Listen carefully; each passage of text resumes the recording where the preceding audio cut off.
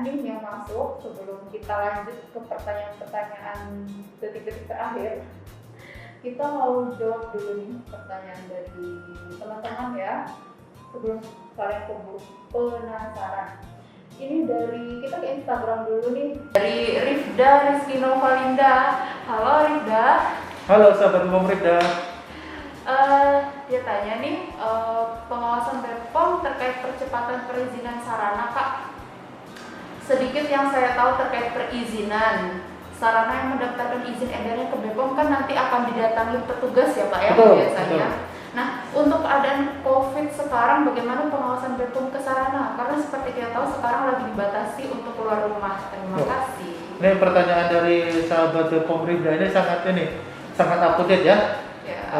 Jadi seperti ini sahabat BPOM, terkait masalah perizinan dalam rangka pandemi COVID ini ya, perizinan khususnya perizinan yang dikeluarkan oleh BPOM. Ya. Kita sudah melakukan kemudahan buat masyarakat pelaku usaha. Jadi untuk perizinan dalam rangka pandemi COVID tetap harus kita awasi. Jadi adalah kita akan memanfaatkan teknologi internet. Ya, karena kita tidak mudah melakukan pergerakan manusia, sedang dibatasi. Jadi kita tidak harus berkunjung ke pabrik atau ke sarana atau ke industrinya, tapi kita bisa melakukan menggunakan media online. Ya, seperti sekarang yang kita lakukan saat ini.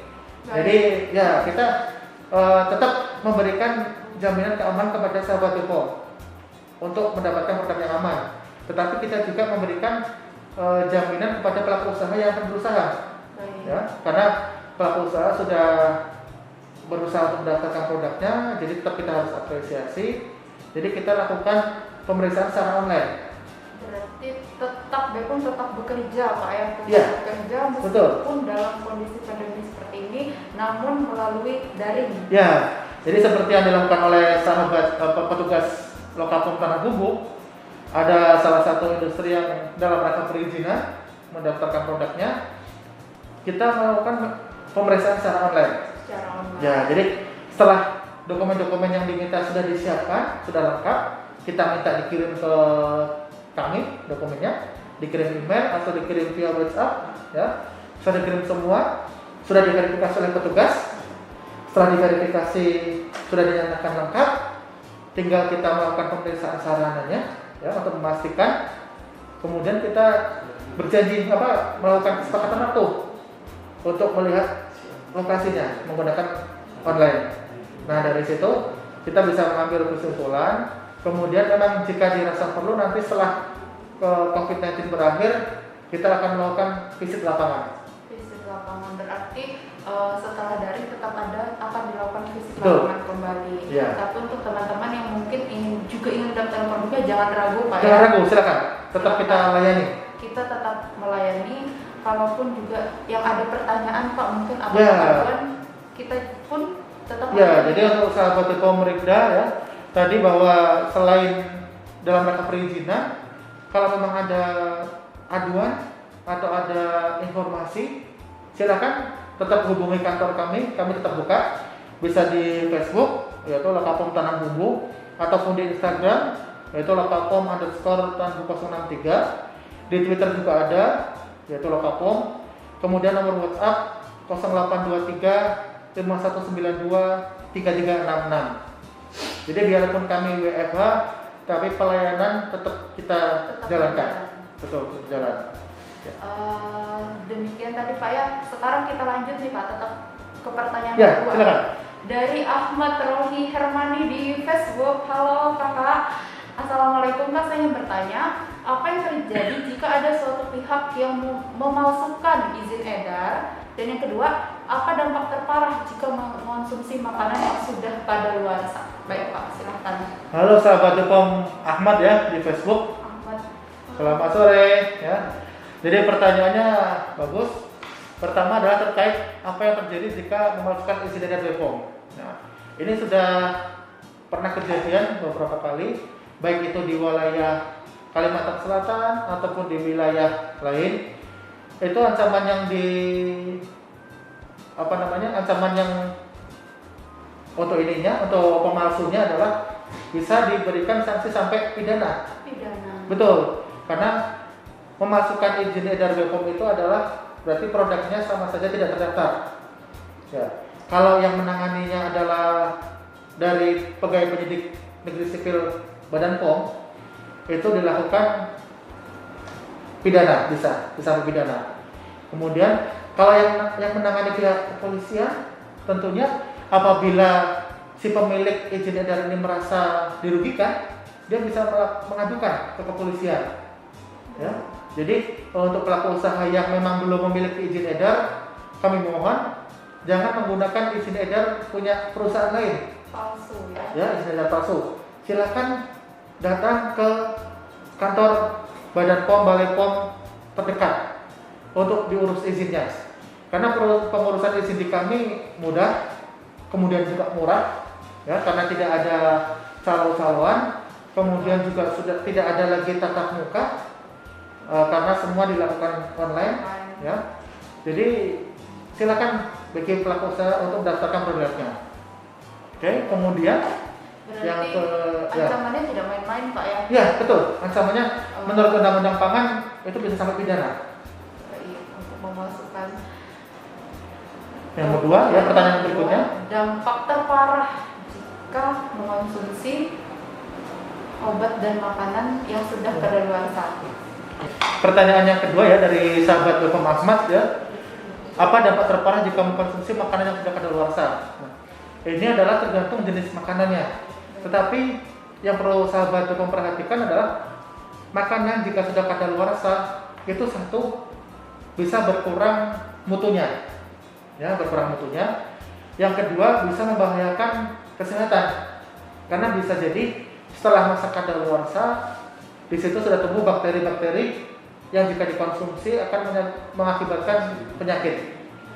Yang paling simpel, paling kelihatan adalah jika sahabat BPOM mengkonsumsi roti yang sudah kadaluarsa. Nah, kalau secara visual kelihatan kan roti, misal roti tawar yang sudah kadaluarsa berjamur. Jika itu tetap dikonsumsi itu akan membahayakan tubuh. Nah, itu kemudian ada juga makanan-makanan lain yang jika sudah kadaluarsa juga berbahaya. Berarti berbahaya bagi kesehatan. Ya, betul. Kita lanjut ke Facebook lagi nih, ada Alivia Putri Febrianti. Halo, apa langkah yang ditempuh BPOM untuk melindungi konsumen dari penjualan kosmetika tidak berizin secara online selain memberikan himbauan? Nah, ini menarik dari sahabat umum Alivia ya. Mungkin karena ini yang nanya sebenarnya cewek ya, jadi sering beli di online. Nah, di saat ini adalah ada dua hal. Pertama dari sisi konsumen, kita berdayakan supaya konsumen itu cerdas. Jadi konsumen cerdas yang apa? Sebelum dia membeli, dia bisa memilih produk yang aman untuk dia sendiri. Tentu dicek dulu apakah terdaftar atau tidak. Seperti tadi kan, cek klik itu tetap sahabat BPOM semua, jangan bosan-bosan cek klik. Kemudian yang sudah kita lakukan adalah ada banyak, antara lain kita BPOM sudah bekerja sama dengan IDEA, asosiasi asosiasi IDEA ya terkait jual beli online. Kita sudah ada kerjasama. Kemudian di situ kita juga sudah memberikan pembatasan terkait komoditi-komoditi yang tanpa izin edar, kosmetik tanpa izin edar, ataupun kita sudah melakukan take down dari e-commerce ya, permintaan take down ke Kominfo terkait situs-situs atau link-link jual beli yang di situ terdapat kosmetik tanpa izin edar. Itu yang kedua. Tapi yang gak kalah ininya adalah seperti yang sudah dilakukan oleh Lokapom Tanah Bumbu. Dari hasil penjualan kosmetika online melalui Instagram tanpa izin edar, kita telusuri sampai ke sumbernya, sampai yang menjual. Habis itu kita lakukan razia. Nah, kita lakukan razia. Akhirnya si penjual kosmetik tanpa izin edar kita tangkap. Ditangkap. Kita bersama-sama dengan kepolisian, ya. Barangnya kita sita, kemudian kita lanjutkan sampai ke persidangan. Nah, itu adalah sampai Instagram pun Ya, kita betul. awasi, Jadi sosmed sampai kita Instagram ini kita awasi, ya. Jadi seperti itu. Kemudian itu adalah dua hal. Jadi dari sisi sahabat umum sendiri supaya berdaya, supaya menjadi konsumen yang cerdas. Kemudian dari sisi yang lainnya juga kita bergerak. Jadi harapannya kedepannya kosmetik tanpa izin edar ataupun makanan obat tanpa izin edar itu sudah tidak ada lagi di Indonesia. Berarti kita tidak hanya memberikan himbauan, tapi juga sampai ke sosmed pun sudah dilakukan Ya, betul. razia kayak bisa dibilang patroli lah Ya. katanya. Baik, itu tadi ya Alivia sudah terjawab pertanyaan di Facebook. Kemudian ada sahabat kita nih, kita beralih ke Instagram Pak, dari @aurorake. Maaf nih kalau salah bacanya. Halo, selamat sore. Saya mau tanya, saya sempat mendengar informasi kalau makanan kering dengan kemasan kaleng itu masih bisa dikonsumsi maksimal 3 bulan setelah tanggal expired. Apakah benar Pak untuk makanan kaleng? Wah, ini sahabat tutung @aurorake. Ini adalah informasi mungkin yang sebenarnya kurang tepat ya. Karena kenapa? Pertama adalah bahwa perusahaan, pabrik, industri dia sudah menetapkan tanggal kadaluarsa itu berarti ada maksudnya. Ya, jadi setelah tanggal kadaluarsa tersebut, si pabrik sudah tidak bertanggung jawab terhadap mutunya. Ya. Apalagi disimpannya juga di tempat yang tidak sesuai. Jadi kalau ada anggapan setelah dikonsumsi bisa dikonsumsi maksimal 3 bulan setelah tanggal kadaluarsa, itu kurang benar. Ya, kurang benar. Ya, makanya di musim seperti ini, di musim mendekati hari raya, kami dari Lokapom Tanah Bumbu melakukan juga pengawasan parsel.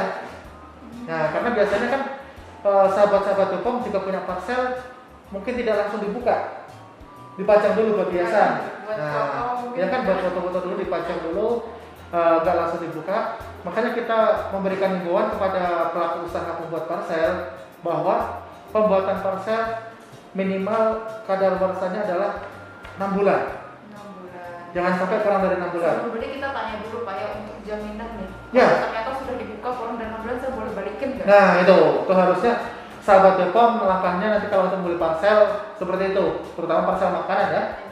Jadi tanya ke penjual, ini ada yang kadaluarsa nggak atau kurang dari 6 bulan nggak? Gitu. Karena kami sudah menghimbau ke pelaku usaha seperti itu. Jadi sekali lagi ya, sahabat Bepom, tanggal kadaluarsa adalah tanggal batas terakhir bahwa makanan tersebut sudah dijamin keamanannya. Setelah lewat tanggal tersebut sudah tidak dijamin lagi keamanannya. Bisa jadi mutunya berkurang, bisa jadi bisa mengakibatkan penyakit. Nah, itu. Ya, gitu ya sahabat Bepom. Nah, jadi itu tadi ya ada 4 penanya baik dari Facebook maupun Instagram. Nah, sebelum kita lanjut lagi, kita ke materi lagi nih Pak. Pertanyaannya tadi menarik ya, terima kasih buat teman-teman sahabat Bepom di rumah yang sudah bertanya. Nah ini Pak, sesuai dengan tema kita pada sore hari ini, obat dan makanan aman. Sebenarnya pemerintah melakukan banyak sekali nih usahanya. Betul. Kemudian Betul. saya yakin dana yang dihabiskan untuk melakukan pengawasan juga tidak sedikit. Nah, dari skor paling rendah 1 sampai paling tinggi 5. Ya. Seberapa penting sih obat dan makanan aman itu? Mengapa? Kalau menurut saya, Bu Lisna, terkait scoring obat dan makanan aman antara 1 sampai 5, saya beri skor 5. 5. Jadi sangat penting bagi sahabat Bepom semua untuk selalu waspada terhadap obat dan makanan yang dikonsumsi. Baik. Ya, baik itu dijaga mutunya ataupun keamanannya. Karena apa? Bisa kita bayangkan jika obat yang digunakan untuk menyembuhkan penyakit, ya, misal ada sahabat Bepom yang menderita tekanan darah tinggi, Baik. ya, setelah minum obat ternyata obatnya tidak bermutu, diminum tapi tekanan darah tidak turun, malah tetap naik terus. Nah, ini kan berbahaya. Ataupun misal obat yang lain, obat jantung, nah itu kan sangat berbahaya. Makanan pun sama. Jika makanan tidak bermutu atau tidak aman, itu berbahaya karena apa? Makanan di samping dikonsumsi oleh orang yang sehat, juga dikonsumsi oleh orang yang sakit. Jadi bisa diakibatkan, bisa dibayangkan ya, akibatnya Jika orang yang sakit mengkonsumsi makanan yang tidak sehat, akan bisa memperparah penyakitnya. Mungkin juga kalau anak-anak ya Pak ya, bayi seperti Ya, betul. masa depan Indonesia. Ya, masa depan bangsa. Makanya untuk terkait masalah bayi tadi ya, perizinan makanan untuk bayi itu memang dipegang oleh Badan POM, oleh BPOM. Jadi kenapa? Karena diperlukan persyaratan-persyaratan yang lebih khusus lagi. Karena terkait masalah bayi masa depan bangsa itu tadi ya. Jadi itu kenapa skornya 5 Pak ya? 5. Sangat penting untuk menjaga keamanan konsumsi makanan, bukan hanya dari pemerintah tapi juga dari masyarakat, dari teman-teman sahabat BPOM semua melalui cek klik. Nah, kita cek lagi nih Pak untuk Instagram. Itu tadi ya pertanyaan pamungkas dari kita di sini. Mungkin masih ada teman-teman yang ingin bertanya, atau kalau kita langsung di sini untuk menyampaikan pertanyaannya juga bisa. Ya, silakan sahabat BPOM semua. Kita masih menemani sahabat BPOM dalam masih waktu sekitar 1 jam ya, khususnya untuk di wilayah Tanah Bumbu atau Kalimantan Selatan. Buka puasa. Ya, menunggu buka puasa. Mungkin sambil ada yang menyiapkan buka, sambil memasak ya, silakan. Betul. Oke. Ini ada sahabat kita lagi nih di Instagram, Rifda Rizky Novalinda. Halo sahabat BPOM. Halo sahabat Rifda. Mau tanya terkait BUD Kak. Kan masih banyak yang tahu tentang ED tapi tidak dengan BUD. Nah, bagaimana nih Pak dengan BUD? Nah, Beyond Use That ya. BUD ini adalah sebenarnya lebih, kalau sebelumnya itu kan lebih banyak ke obat ya, lebih banyak obat. Jadi sahabat BPOM harus juga perhatikan, di samping ada ED atau BB ya, base before atau expired date, ada juga istilah BUD. Mungkin bagi sahabat BPOM yang sedang sekolah atau kuliah di kesehatan ya, akan sedikit banyak menemui ya, BUD. BUD ini misal untuk komoditi obat tetes mata. Nah, itu tetes mata akan berbeda BUD-nya dengan sirup. Nah, jadi makanya misal kalau teman-teman lihat ya, nggak usah sirup deh.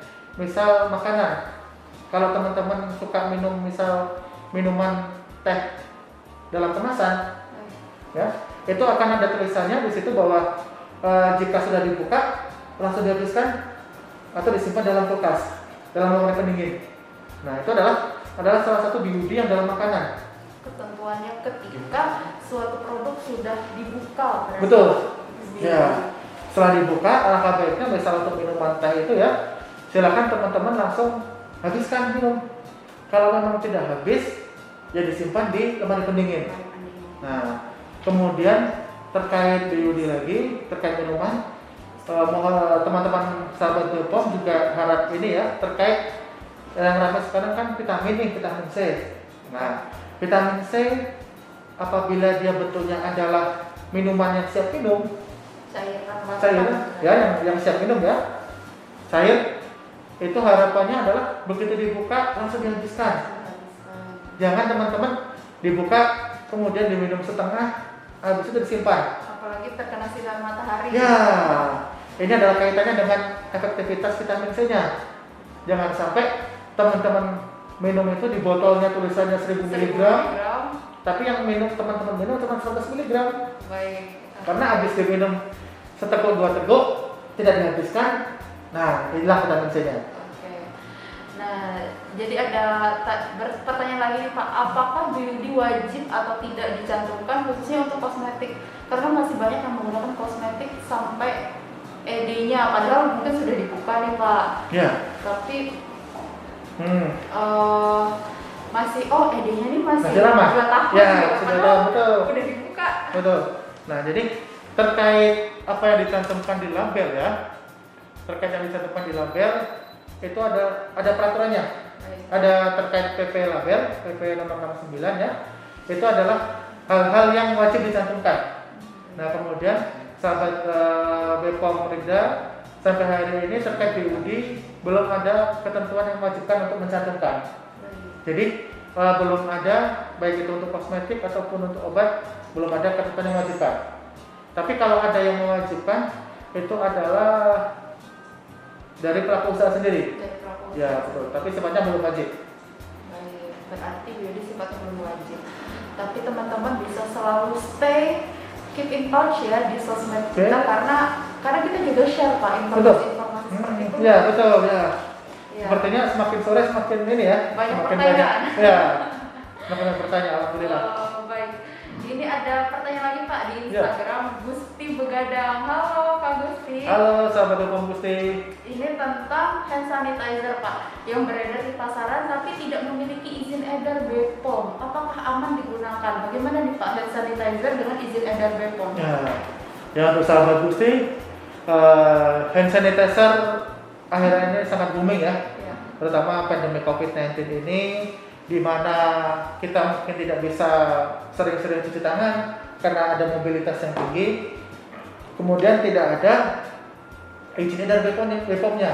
Nah, harap sahabat umum ketahui bahwa hand sanitizer adalah komoditi yang tidak termasuk dalam kosmetik ataupun obat. Berarti termasuk apa nih Pak? Ya, dia termasuk dalam PKD. PKD. Ya, perlengkapan kesehatan dasar. Itu adalah di dalam wewenangnya Dinas Kesehatan atau Kementerian Kesehatan. Oke. Ya, jadi memang tidak bakal ada hand sanitizer yang ada izin BPOM-nya. Sampai kapanpun tidak. Sampai kapan tidak ada. Yang ada adalah ini ya, yang keluar izin kosmetiknya itu adalah hand moisturizer. hand moisturizer. Itu pelembab tangan. Tapi kalau selama dia hand sanitizer memang tidak bakal ada izin dari BPOM. Jadi karena yang berwenang melakukan izin adalah Kementerian Kesehatan ataupun Dinas Kesehatan. Gitu ya sahabat Gusti ya. Tapi kalau untuk tangan, produk yang kurang lebih serupa ada hand moisturizer. Betul, hand moisturizer yang itu termasuk dalam kosmetik. Kosmetik. Ya. Tapi harap sahabat BPOM ketahui bahwa sebenarnya efektivitasnya jauh lebih efektif kita sering cuci tangan. Sering cuci tangan. Menggunakan sabun ya dibanding hand sanitizer. Betul. Tetapi memang jika keadaan memaksa, kita sedang dalam perjalanan, tidak bisa sering-sering cuci tangan, yaitu adalah langkah protektif bagi kita. Baik. Terima kasih kepada sahabat umum semua yang sudah ini Meluangkan waktu, betul. Karena kita ingin berbagi, harapannya ada informasi yang bisa sahabat umum terima, yang nantinya bisa mungkin disampaikan ke keluarga, ya, ke orang-orang terdekat. Apalagi mungkin kosmetik itu kan sangat-sangat dipakai oleh hampir semua orang ya. Betul. Ya. Apalagi sekarang dengan tuntutan yang permintaan supaya putih, ya, glowing. Nah, harus hati-hati itu. Jangan sampai kalau pepatah dari senior saya bilang, jangan sampai kita memakai kosmetik itu habis terang terbitlah gelap. Nah, ya. Kalau Ibu Kartini kan bukunya habis gelap terbitlah terang. Nah, kalau sahabat hukum sekalian salah memilih kosmetik, bisa jadi habis terang terbitlah gelap. Ya, karena apa? Yang semula kulitnya sudah kuning langsat, bagus kan? Pengen putih, menggunakan krim pemutih yang salah, yang abal-abal atau yang mengandung bahan berbahaya, mengandung merkuri, mengandung Hg, mengandung asam retinoat, yang semua itu dilarang. Yang ada kulitnya akan menjadi hitam, berbercak, hitam, atau mungkin akan menjadi ini. Jika keluar siang hari, kena matahari dia akan merah. Nah, kulitnya karena iritasi. Nah, ini sahabat hukum semua supaya berhati-hati memakai kosmetik seperti itu. Kemudian pemakaian obat tradisional mungkin bagi bapak-bapak sekalian atau ibu-ibu yang rutin mengkonsumsi obat tradisional, yang perlu diperhatikan dalam obat tradisional adalah bahwa jika bapak ibu sekalian sahabat hukum mengkonsumsi obat tradisional malam diminum terus pagi langsung enak, nah itu salah satu tanda itu patut dicurigai bahwa obat tradisional yang dikonsumsi mengandung BKO atau mengandung obat kimia. Nah, sedangkan dosis di obat kimia di jamu obat tradisional tersebut nggak jelas. Tidak jelas. Nggak jelas. Jadi bisa jadi dosisnya ternyata sangat overdosis. Ya, seharusnya misal paracetamolnya cuma 500 mg, di jamu itu diberikannya 1000 mg. Tentu begitu minum langsung 15 menit kemudian langsung enak. Nah ini patut curiga ya sahabat semua. Jadi jangan sampai tujuan kita minum jamu itu sehat, karena jamu itu adalah minuman leluhur ya, minuman leluhur yang efeknya sebenarnya asli Indonesia, kemudian efeknya itu akan berasa jika diminum secara rutin. Ya seperti pernah dimuat di salah satu TV kan atau di media bahwa orang nomor 1 di Indonesia pun minum jamu rutin, tapi kan rutin dia beliau kan minum jamu rutin tiap hari jamu buatan sendiri. Nah itu efeknya akan terasa itu. Imunitas tubuh akan meningkat, tubuh akan terasa enak ya. Tapi kalau sekali minum langsung enak ya itu bahaya tuh, bisa jadi patut dicurigai. Jadi ya silakan. Kosmetik Pak ya, beberapa kali pakai langsung putih ya, betul. Patut dicurigai. Karena semua hal itu butuh proses. Ya, betul, ada prosesnya. Tidak ada yang instan.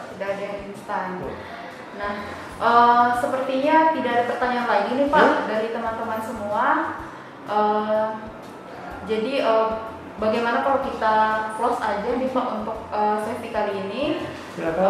Mungkin sebelum ditutup nih Pak, ada pesan yang ingin Bapak sampaikan ke sahabat BPOM semua yang lagi ngabuburitnya tapi di rumah aja. Oke. Sahabat BPOM semua yang berbahagia, kami dari Lokapom Tanah Bumbu tidak bosan-bosannya mengingatkan supaya sahabat BPOM terus terapkan cek klik, cek kemasan, cek label, cek izin edar, cek kadaluarsa. Itu adalah langkah nyata dari sahabat-sahabat BPOM semua untuk melindungi sahabat BPOM sendiri dari obat dan makanan yang dikonsumsi. Kemudian selebihnya, jika ada informasi, tolong jangan segan-segan untuk laporkan ke kami ya, supaya bisa kami tidak lanjuti, karena keterbatasan kami, mungkin ada informasi yang kelewatan. Dan jangan takut atau ragu Pak ya? Ya, jangan takut atau ragu, karena jika ada informasi terkait laporan, identitas pelapor kami lindungi. Akan dilindungi. Ya, identitas pelapor akan dilindungi, jadi nggak masalah. Silakan lapor kalau dirasa ada, misal ada penjualan kosmetik ilegal atau ada penjualan obat yang ilegal. Ya. Kemudian pesan kami adalah untuk pembelian online, kami harapkan supaya obat dan suplemen dibeli di tempat pembelian yang resmi, di apotek, ya, kemudian di toko obat. Karena apa? Karena kita tidak tahu bahwa mutu dari obat yang diperjualkan secara online. Okay. Itu yang utama adalah cek klik. Kemudian selama pandemi COVID-19 ini, jangan lupa sering-sering cuci tangan dengan sabun tangan, ya. Kemudian jika terpaksa keluar, gunakan masker, jaga jarak, social distancing, physical distancing. Kita berharap semoga pandemi ini bisa segera selesai dan kita semua bisa melaluinya dengan selamat. Amin. Nah Pak, terima kasih Pak saya ucapkan. Sama-sama Bu Ustaz. Pak Tri untuk materinya sore ini. Dan terima kasih juga untuk teman-teman semua yang sudah mengikuti acara kita sampai selesai. Dan buat teman-teman yang sudah daftar, kita ada apresiasi nih buat teman-teman semua. Jadi kita ada e-sertifikat dan itu bisa di-download di bit.ly/sertifikat BPOM. Nah, bagi yang belum sempat gabung nih atau juga mungkin gabungnya dari pertengahan, teman-teman nanti bisa tetap mendapatkan informasi yang kita bagikan sore ini dengan menonton siaran ulang atau versi offline kita di YouTube Lokapom Kabupaten Tanah Bumbu. Jadi jangan khawatir ya, jangan kecewa. Nah, saya Rizna Andriani mewakili seluruh staf teman-teman dari dan Bapak Triwandiro selaku kantor kepala BPOM di Kabupaten Tanah Bumbu undur diri. Sebagai pesan penutup sore ini, selalu lakukan cek klik setiap berbelanja karena sehat adalah investasi kehidupan. Selamat menyiapkan menu berbuka puasa. Konsumen cerdas hanya memilih obat dan makanan aman. Bye.